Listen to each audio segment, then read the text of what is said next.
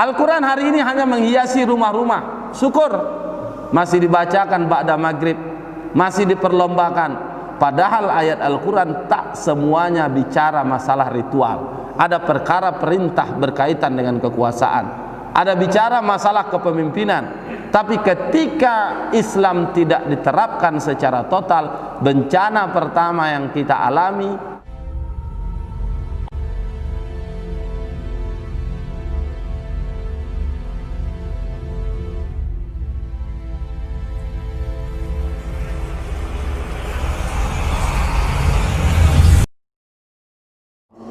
Bapak Ibu yang berbahagia, sungguh siapapun kita pasti akan merasakan yang namanya kematian. Cepat atau lambat dunia ini akan kita tinggalkan. Kesenangan dunia yang ada saat ini, fasilitas yang mengiringi setiap langkah-langkah kita, pasti itu semua akan berpisah dengan kita. Yang tinggal hanya amal soleh, dan yang kedua pertanggungjawaban kelak di mahkamah Allah Subhanahu wa taala. Maka dari itu Bapak Ibu yang berbahagia, tidak ada lain yang harus kita lakukan. Kesempatan demi kesempatan Allah berikan kepada kita, tidak lain semata-mata untuk kita gunakan memperbanyak amal soleh, memperbanyak investasi amal, tabungan pahala. Moga-moga ketika Allah menetapkan qadanya, waktunya tiba, kita meninggalkan dunia ini dalam keadaan husnul khatimah. Amin ya rabbal alamin.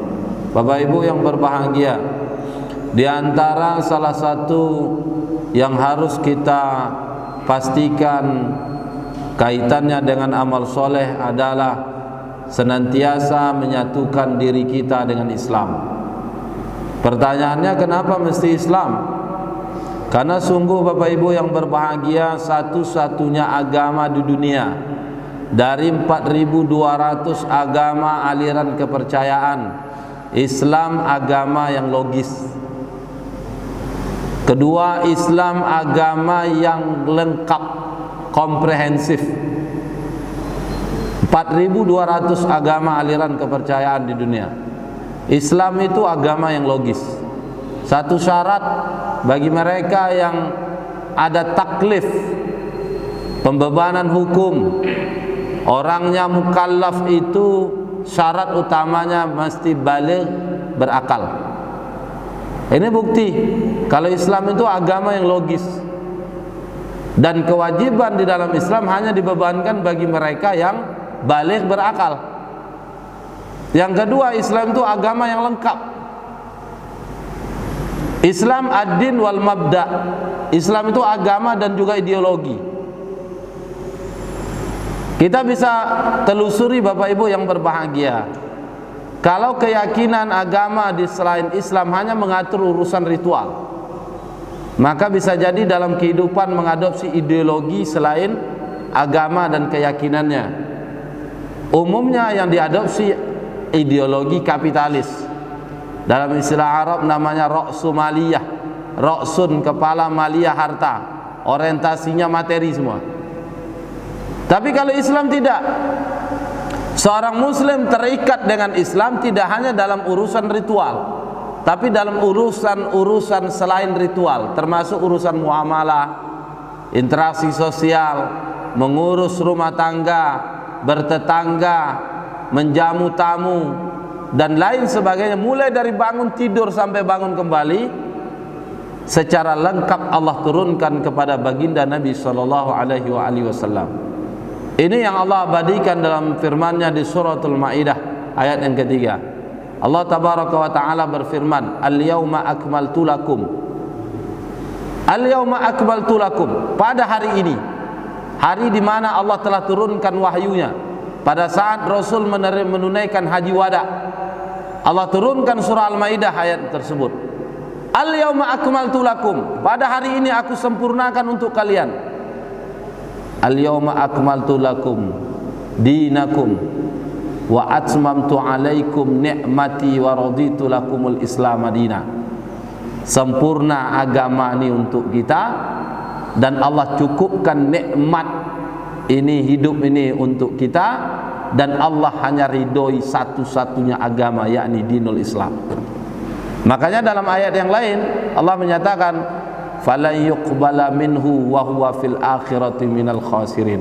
Maka la yuqbala, siapapun yang mencari minhu, selain dari Islam, wa huwa fil akhirati minal khasirin, dipastikan tergolong kepada orang-orang yang khasar, merugi. Merugi di dunia, merugi di akhirat. Nah, kenapa? Karena Islam itu dinul haq, agama dinul kamil, lengkap, ya, sempurna, komprehensif, mengatur seluruh aspek kehidupan. Sejak Rasul Allah turunkan kepada baginda Nabi, saat Rasul terakhir menerima haji wada, saat menunaikan haji wada, Allah turunkan surah Al-Maidah ini menegaskan bahwa Islam itu agama yang sudah mengatur seluruh aspek kehidupan. Maka hadirin sidang jemaah yang dimuliakan oleh Allah Subhanahu wa taala, tinggal kita, apakah kita sudah mengamalkan Islam yang total ini? Apakah kita sudah mengamalkan Islam yang komprehensif ini? Apakah ada upaya lain dari kita untuk mencari selain dari apa yang telah Allah turunkan kepada baginda Nabi sallallahu alaihi wasallam? Bila ini kita lakukan, tak ada lain kecuali kita pasti tergolong kepada orang-orang yang sesat. Tadi dikatakan merugi, ini dibilang sesat. Ini yang ngomong bukan kita, Allah tabaraka wa taala. Karena Allah telah berfirman dalam Al-Qur'an, a'udzubillahi minasyaitonirrajim. Wa ma kana lil mu'minina wala mu'minatin, dan tidaklah seorang mukmin laki-laki maupun perempuan, mukminin wala mu'minatin, idza qadallaha wa rasuluh, ketika Allah dan Rasulnya telah menetapkan amran, sebuah ketetapan, ayyakuna lahumul khiyaratu min amrihim, dia berupaya mencari apa yang telah selain dari apa yang telah Allah dan Rasul tetapkan. Wa may ya'sillaha wa rasulahu, siapa yang berpaling dari apa yang telah Allah tetapkan dan Rasul tetapkan, faqad dhalla dhalalan mubina, inilah kesesatan yang nyata. Bukankah kondisi ini sudah terjadi? Bukankah realitas ini sudah ada di hadapan mata kita? Islam yang dinul haq itu tidak diterapkan secara total. Makanya tidak heran Bapak Ibu hadirin yang berbahagia, berbagai kerusakan demi kerusakan terjadi di negeri ini, berbagai kerusakan terjadi di alam semesta ini. Kenapa? Karena persoalan utamanya, kalau qadiyah masyariah, masalah utamanya itu karena kita telah meninggalkan Islam yang lengkap. Ini tidak tanggung-tanggung, aturan Islam, aturan datang dari Allah, aturan yang mengerti tentang kita. Kita punya orang tua, belum tentu orang tua kita tentu mengerti 100% akan diri kita. Tapi Allah tabaraka wa taala khaliquna wa mudabbiruna, yang telah menciptakan kita, mengerti luar dalam A sampai Z apa yang kita butuhkan dan apa yang kita harapkan. Nah, Allah yang tabaraka wa taala inilah turunkan aturan yang lengkap. Namun fakta kita melihat Bapak Ibu yang berbahagia, aturan yang lengkap yang Allah turunkan ini tidak kita jalankan. Maka tidak heran berbagai kerusakan, berbagai bencana, berbagai persoalan muncul hari demi hari di tengah-tengah kehidupan kita. Nah, setidaknya Bapak Ibu ada beberapa bencana. Pertama, kitabullah terpisah dari kekuasaan. Ini yang pertama.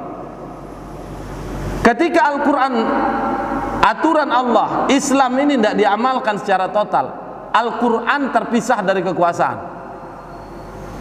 Ya, Al-Quran hari ini hanya menghiasi rumah-rumah. Syukur masih dibacakan ba'da maghrib, masih diperlombakan. Padahal ayat Al-Quran tak semuanya bicara masalah ritual. Ada perkara perintah berkaitan dengan kekuasaan, ada bicara masalah kepemimpinan. Tapi ketika Islam tidak diterapkan secara total, bencana pertama yang kita alami, yang kita rasakan, Al-Quran terpisah dari kekuasaan. Sehingga apa yang terjadi? Muncul bencana kedua. Hukum tidak lagi, ya, hukum yang berasal dari apa yang diturunkan oleh Allah. Sehingga tidak heran, keadilan demi keadilan itu sesuatu yang sulit dicari. Ada orang pernah mengatakan begini, mencari keadilan di zaman hari ini, di saat sekarang ini, ketika Islam tidak diterapkan, seperti mencari atah dalam tumpukan padi. Tahu atah Pak ya? Atah itu kan padinya, tapi dicari atah dalam tumpukan padi. Ya, kenapa? Karena memang keadilan itu sesuatu yang sulit, langka, barang mahal. Kenapa? Karena lagi-lagi persoalannya karena aturan Islam yang lengkap tadi tak diterapkan.